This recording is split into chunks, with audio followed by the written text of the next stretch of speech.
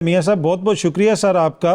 Sir पहले तो ज़रा ये बताइएगा कि ये जो 27वीं आईनी तरमीम की बात हो रही है, कभी हुकूमत की जानिब से कहा जाता है कि ऐसा कुछ हो रहा है, कभी कहा जाता है ऐसी कोई बात नहीं है। आपके पास क्या इतलात हैं? कोई नई तरमीम आ रही है या ये सिर्फ मीडिया पे डिस्कस ही हो रही है?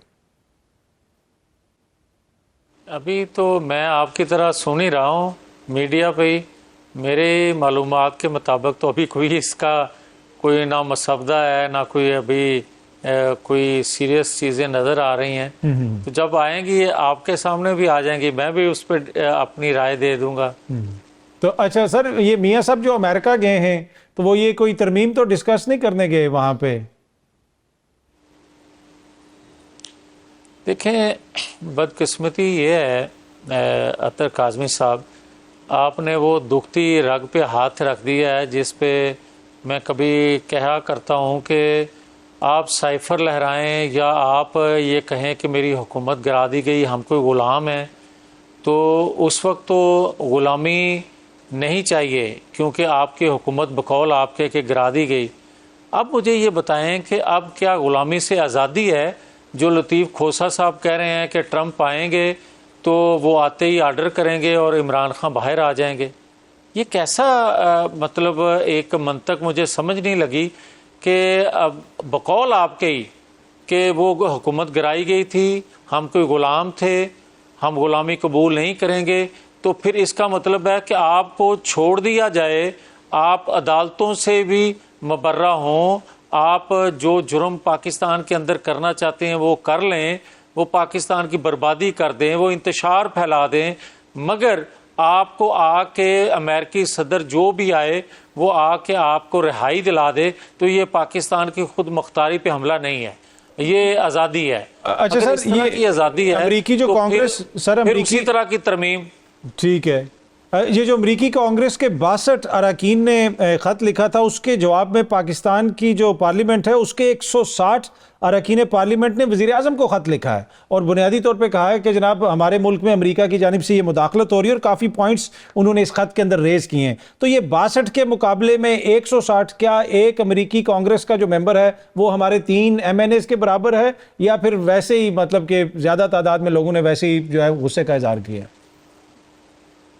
नहीं अतर काज़मी साहब, आप जैसे जो दानश्वर हैं, आप जैसे जो तजिया नगार हैं, आप जैसे जो पाकिस्तान के आइन कानून की बालादस्ती की बात करने वाले हैं, मैं उनसे तो कम से कम ये ज़रूर रखता हूँ कि जो 62 अरकान जो थे या 60 अरकान जो थे अमेरिकी कांग्रेस के, उन्होंने ख़त लिखा तो क्या वो मुदाखलत नहीं थी? और ख़त लिखा तो किसके लिए लिखा? कि इंसानी हकूक़ की खिलाफ वर्जी है कि अडयाला जेल में जो शख्स है उसको रिहा कर दिया जाए। क्या उन 62 या 60 कांग्रेस के मेंबर्स को गज़ा में, फ़लस्तीन में जो इंसानियत का कत्ल हो रहा है, क्या उनमें से 6 लोगों ने भी ख़त अगर लिखा है तो मैं 62 की बात भी मानने के लिए तैयार हूँ कि वो दुरुस्त कह रहे हैं। मगर खुदा का खौफ करें यार, जब वो अपने मफादात जिससे जुड़े होते हैं, जिस शख्सियत से जुड़े होते हैं, जिस जमात से जुड़े होते हैं, दुनिया के किसी खत्ते में भी हों, उन पे उनको तमाम रेजोल्यूशन पास करने का ख्याल आ जाता है। मगर जब इंसानियत का कत्ल हो रहा होता है उस पर वो लब कुशाई नहीं करते। तो मैं तो समझता हूँ कि ये हर दुनिया के हर खत्ते में वो मुदाखलत करते हैं, और ये फिर एक तकड़े होने का या ताकतवर होने का वो फायदा लेते हैं कि हर एक को डिक्टेट करना। कुछ बातें जो उन्होंने कही हैं अमेरिकी कांग्रेस के जो अरकान कह रहे हैं, वो तो औकिफ की भी तायद कर रहे हैं कि पाकिस्तान में जो इलेक्शन हुआ उसके ऊपर वो भी तहफ़्फ़ुज़ात का इज़हार कर रहे हैं, आप भी तहफ़्फ़ुज़ात का इज़हार कर रहे हैं। फिर यहाँ पे जो मुबैना इंसानी हकूक़ की खिलाफ वर्जियाँ हो रही हैं सर, कि हर किसी पे दहशत गर्दी का मुकदमा हो जाता है, हर किसी को उठा के जेल में फेंक दिया जाता है, ये वो सारी चीज़ें जिनके ऊपर वो बात कर रहे हैं, एमनेस्टी इंटरनेशनल जो है वो बात कर रही है। तो कुछ मसाइल तो हमारे मुल्क के अंदर भी है ना सर, उनको भी तो हल करने की जरूरत है। बिल्कुल काज़मी साहब, आप बिल्कुल बजा कह रहे हैं। बेशुमार मसाइल हमारे पाकिस्तान के अंदर हैं और बेशुमार मसाइल हमने खुद पैदा किए हैं अपनी ज़रूरत के तहत हमने लोगों ने पैदा किए हैं, अपनी ख्वाहिश को मद्देनज़र रखते हुए अपने इक़्तिदार को दुआम देने के लिए हमने हमेशा 77 सालों में ऐसा करते आ रहे हैं। मगर क्या मुझे ये कहने की इजाज़त होगी कि जिन इंटरनेशनल फोरम का आप बात कर रहे हैं कि वो उन्होंने तहफ़्फ़ुज़ात का इजहार किया कि पाकिस्तान के अंदर इंतखाबात जो हैं वो फेयर फ्री नहीं हुए, कभी इन्होंने 2018 में ये बात की थी, कभी आज जो बात कर रहे हैं अडयाला जेल में शख्स की, कभी उन्होंने वक्त के प्राइम मिनिस्टर जिसको फांसी दे दी गई जुल्फ़िकार अली भुट्टो के को उस पे बात की थी, जिसको ताहयात 2/3 अक्सरियत रखने वाले नवाज शरीफ को ताहयात नाअहल कर दिया गया एक झूठे मुकदमे में, उस पे अदलिया के एक्ट पे उन्होंने बात की। अगर तो माजी में बात करते आए हैं तो आज बात उनको करनी चाहिए, मगर जब आप देखते हैं कि मेरे मफादात का तहफ़्फ़ुज़ करने वाला मुश्किल में है तो उस वक्त आप बात करें, और जब वो पाकिस्तान को इस्तेहकाम देने वाली शख्सियत हो उसको आप बलि चढ़ा दें। अच्छा सर, देखिए ना मियां ये है असल चीज। मियां साहब के साथ भी माजी में ज्यादती हुई, आप खुद भी उसकी एक मिसाल हैं, आपकी जमात के लोगों पे जिस तरह के मुकदमे हुए वो सबके सामने। लेकिन लोग ये कहते हैं कि फर्क ये है कि मियां साहब के साथ ज्यादती हुई थी, मियां नवाज शरीफ साहब के साथ वो डील करके बाहर चले गए थे, इमरान खान डटा हुआ है, जेल में बैठा हुआ है, तो इस वजह से दुनिया को वो कन्विंस कर रहा है। आपकी क़यादत भी यहाँ रहती पाकिस्तान में तो शायद कांग्रेस भी आपके लिए भी बात करती। अच्छा अतर काज़मी साहब, मैं बड़े अदब से आपकी खिदमत में ये गुजारिश करने लगा हूँ, क्या जुल्फ़िकार अली भुट्टो फांसी चढ़ गया और दुनिया को ख्याल ना आया? क्या नवाज शरीफ को हाईजैकर बना के सज़ा दे दी पूरी फैमिली को, उस वक्त दुनिया को ख्याल ना आया? जिस दुनिया का आप जिक्र कर रहे हैं, आज ताहयात नाअहल कर दिया नवाज शरीफ को, उस पर दुनिया को ख्याल ना आया। फिर आप मुझे ये बताएं कि 2018 में नवाज शरीफ तो गिरफ्तार थे और ताहयात नाअहल थे, उसकी बेटी गिरफ्तार थी, उस वक्त दुनिया को क्यों ना ख्याल आया कि पाकिस्तान के अंदर होने वाले इंतखाबात जो हैं वो फेयर फ्री नहीं हो सकेंगे क्योंकि RTS भी बंद कर दिया गया है और नवाज शरीफ को अंदर किया हुआ है। मगर यार बात यह है कि जब कोई पाकिस्तान के लिए सर्व करता है तो उसका हशर फिर नवाज शरीफ, जुल्फ़िकार अली भुट्टो, बेनज़ीर भुट्टो जैसा होता है, और जब वो दुनिया के लिए सर्व करता है उन ममालिक के लिए जो पाकिस्तान के अंदर इस्तेहकाम नहीं देखना चाहते, फिर उसके साथ सलूक इमरान खान जैसा होता है। सर देखिए सर, आपने कहा कि नवाज शरीफ जैसा हशर होता है, मियां साहब की तो हुकूमत है माशाल्लाह, वफाक में हुकूमत है, भाई वजीर आजम है, बेटी वजीर आला है, तो मियां साहब के साथ तो कोई ऐसा हशर हमें नजर नहीं आ रहा। दूसरा शख्स तो जेल में पड़ा हुआ है और वो जेल की जो है मुसीबतें काट रहा है, वो कह रहा है कि मेरे साथ ऐसा सलूक किया जा रहा है कि जानवरों के साथ भी ऐसा सलूक नहीं होता। अतर काज़मी साहब, मैं तौबा करता हूँ जेल में कोई ना जाए, मगर जो जेल में लोग गए हैं या जाते हैं या हम जैसे लोग भी गए हैं, अगर वो हशर हमारे जैसा ये देख ले शख्स तो दूसरे दिन तौबा करके बाहर आ जाए। आज आप बात करते हैं कि वो अंदर है, वो डील नहीं कर रहा,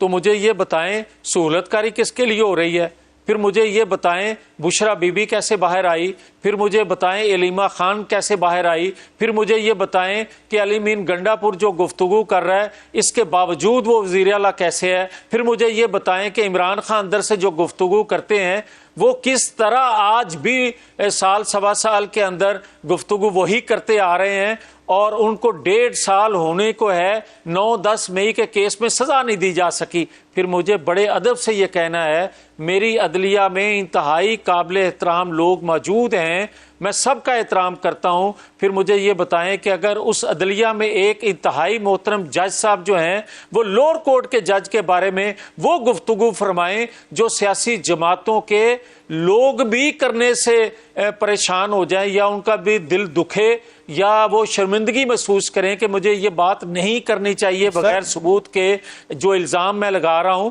तो उस तरह के इल्ज़ामात लोअर कोर्ट के जो जज हैं उनके मतलब लगा दिया जाए, तो फिर मुझे ये बताएं कि ये बात आपकी कौन सी सहूलतकारी है। मैं देखिए मियां साहब, हमने भी अपने प्रोग्राम के इब्तिदाई में भी शुरू में भी ये बात की डिस्कस की कि जजों के हवाले से जो गुफ्तगू की जाती है उसमें सर आपकी अपनी जमात मरियम बीबी जिस किस्म की गुफ्तगू करती रही, जजिस पे जिस किस्म के इल्ज़ामात लगते रहे, तो ये तो फिर एक कल्चर बन गया। काजी फायज ईसा साहब के साथ भी एक वाकया लंदन में पेश आया, उसके ऊपर भी लोग मजम्मत कर रहे हैं। लेकिन अभी जो सहूलतकारी है, आप समझते हैं कि अदलिया अभी भी सहूलतकारी कर रही है? मतलब कि इतने ज़्यादा लोग इनके जेलों में हैं और आपकी आधी जमात कहती है कि डील हुई है, पर राना सनाउल्लाह साहब कह रहे हैं कि डील नहीं हुई बुशरा बीबी के मामले में। तो फिर लोग भी कंफ्यूज हो जाते हैं कि आखिर हो रहा क्या है।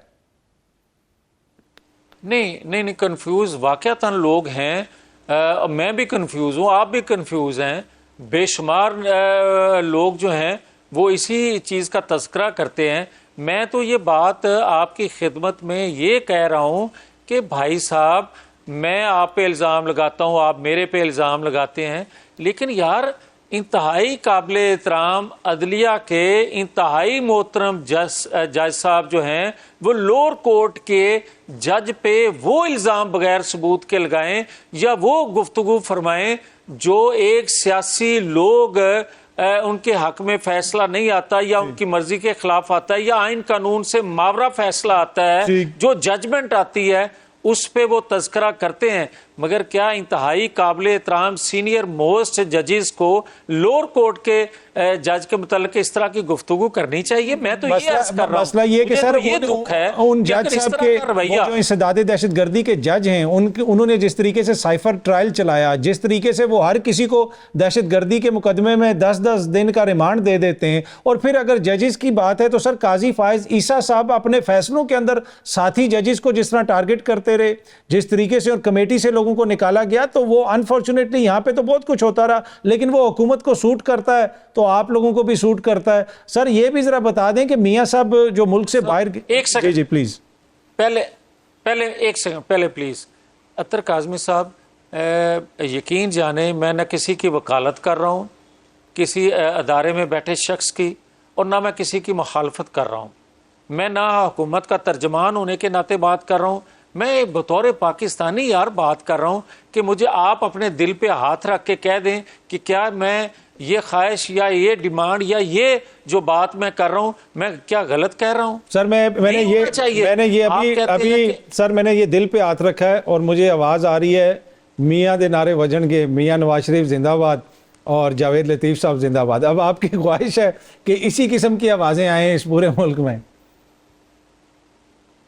नहीं यार अतर काज़मी साहब, मैं दिल पे हाथ रख के कह देता हूँ कि आइन कानून की बालादस्ती के लिए आप जिस हद तक कुर्बानी दे सकते हैं सबको देनी चाहिए, और जो आइन कानून के मावरा आज काम कर रहा है या कल काम कर रहा है, मेरा दिल कहता है मुर्दाबाद। मगर यार ये अगर कोई करता रहा है और उसके साथ जो सलूक होता, आप मेरे बड़े अजीज़ हैं, मगर अतर काज़मी साहब मुझे ये बताएं कि आज अगर आप जुडिशरी के हवाले से बात कर रहे हैं तो इंतहाई काबिल एहतराम chief justice Lahore high court के जो थे, मेरे पे जब मुकदमा बना 100 मोटिव उन्होंने लिया, मुझे बुलाया और 100 मोटिव लेके उन्होंने ये मुझे कहा कि तुम्हें तो संसार कर देना चाहिए, मीडिया सारा मौजूद था उस वक्त के जो चीफ जस्टिस थे, और ये कह रहे थे कि तू अभी तक जिंदा कैसे है। तुमने इंतहाई काबिल एहतराम जनरल फैज़ हमीद और chief of army staff Bajwa साहब के मतलब जो गुफ्तगू की है कि वो आइन कानून से मावरा काम कर रहे हैं, तुम्हें तो संसार कर देना चाहिए। यार वो भी वक्त याद है, बिल्कुल याद, क्या कहा था सर हमने तो देखे ना उस वक्त भी, तो हमने तो उस वक्त भी मजम्मत की थी कि आपके ऊपर जो मुकदमा कायम किया गया वो एक भोंडा मुकदमा था, एक जाली मुकदमा था, आपके साथ ज्यादती हुई। तो यही तो हमारी ख्वाहिश थी कि जब आप लोगों की हुकूमत आएगी किसी और के साथ ज्यादती नहीं होगी। पर क्या अब वो ज्यादतियां नहीं हो रही सर? नहीं काज़मी साहब, मैं आपसे बड़े एक गुजारिश करने लगा हूं, मुझे ये बताएं कि मुझे 4 माह बग़ैर गिरफ्तारी के जो मुख्तलिफ हाउसेस में और सेफ हाउसेस उनको आजकल कहते हैं, वहाँ घुमाया गया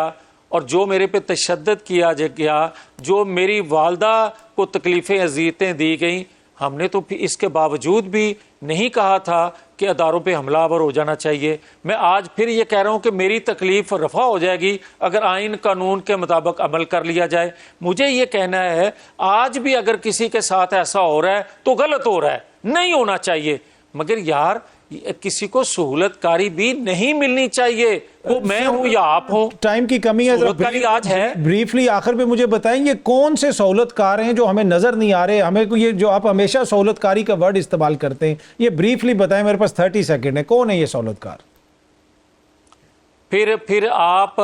कभी ये सवाल जब उठाते हैं तो 9-10 मई के वाक़े के बाद एक अदारे ने खुद एहतसाबी जब की थी तो नज़र आए थे ना सहूलतकार, नज़र आए हैं ना। 4 माह बाद जनरल फैज़ हमीद की शक्ल में दूसरे अदारों में भी कुछ लोग काम कर रहे हैं सहूलतकारी का, उनको भी अगर आप बेनकाब करना चाहेंगे तो आपको नज़र आ जाएंगे, और अगर नहीं करना चाहें, पर्दा डाले रखें, तो फिर कोई भी नज़र नहीं आएगा। नज़र तो सबको आ रहे हैं, मुझे भी हैं, आपको भी हैं।